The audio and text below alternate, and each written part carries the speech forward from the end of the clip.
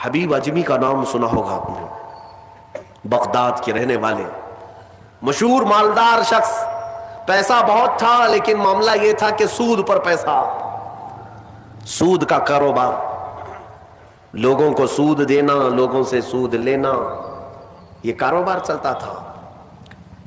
مسلمانوں اگر اپنے معاشرے میں سود کی بلا ہے تو فوراً توبہ کر لو۔ میرے آقا صلی اللہ علیہ وسلم کا فرمان عالی شان ہے، جس نے سود کا ایک لقمہ کھایا وہ گناہ اتنا بڑا ہے کہ جیسے کہ کعبے کے سامنے اس نے اپنی ماں سے زنا کیا۔ یہ بہت خطرناک چیز ہے، لوگ اس کو آج ہلکے میں لیتے ہیں۔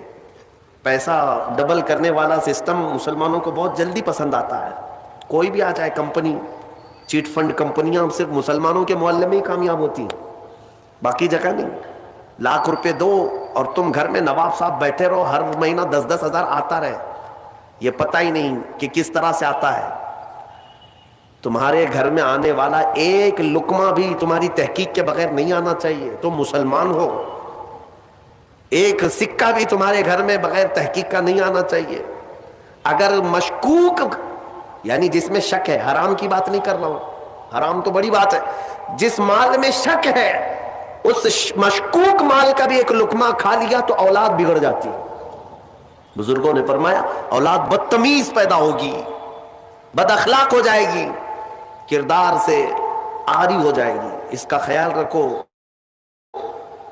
تو میں عرض یہ کر رہا تھا کہ حبیب اعجمی سود کا کاروبار کرتے رہے۔ ایک دن ایسا ہوا کہ اپنی بیوی سے گوشت لا کر دیا اور کہا کہ پکاؤ۔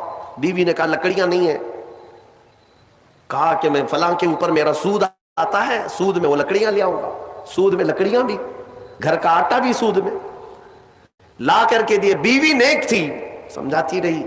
اس دن دعا کرتی ہے مولا میرے شوہر، میرے سرتاج، میرے رفیق حیات کو ہدایت دے دے۔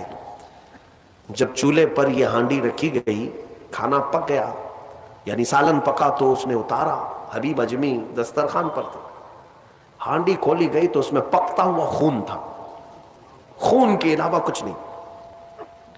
حبیب اعجمی نے پوچھا یہ کیا ہے؟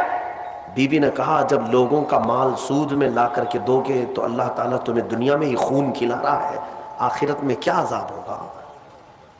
بات اثر کر گئی، بات اثر کر گئی دل پر، اور ڈر بھی گئے کہ اپنی آنکھوں سے دیکھا کہ پکتا ہوا گوشت خون بن چکا ہے۔